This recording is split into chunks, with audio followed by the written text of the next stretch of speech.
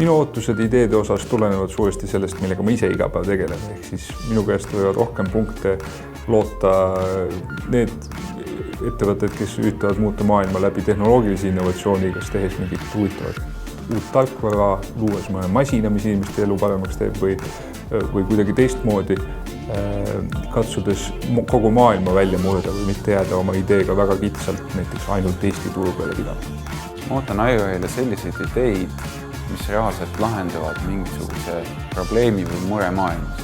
Ajujahi üleskutse on, et mõte muuta maailma, siis ennekõike selliseid ideid, mis loovad nende klientidele, kellele see idee on mõeldud reaalselt väärtust, teevad elu lihtsamaks inimestele ja millel on ka rahvusvaheline haare, et seda võib küll alustada Eestis, aga tegelikult me ootame ennekõike ideid, millel on laiem kandepind.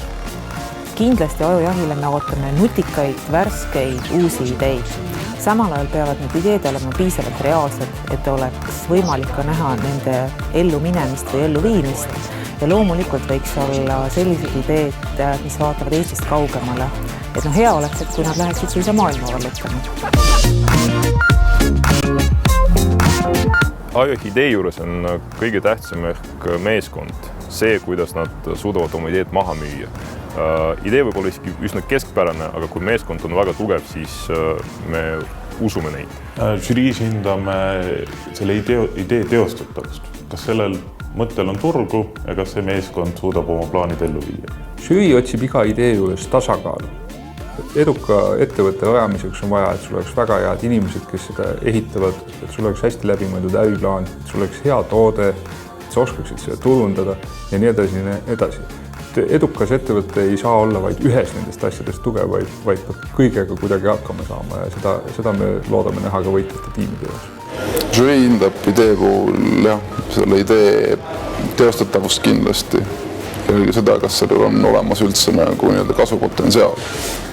Idee juures žürii hindab kindlasti standardseid asju nagu turu suurus, konkurentsieelis, konkurents ja nii edasi, aga aasta-aastalt järjest rohkem asjade elluviimise võimekust. Žürii hindab idee juures ennekõike selle elluviimise võimekust. See on esimene kriteerium.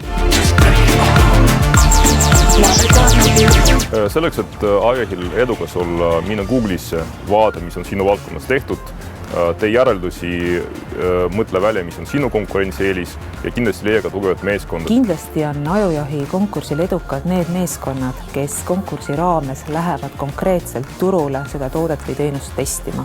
Räägivad nii paljude võimalike klientidega, kui nad suudavad, et saada kinnitust, et seda toodet või teenust on reaalselt turule tarvis.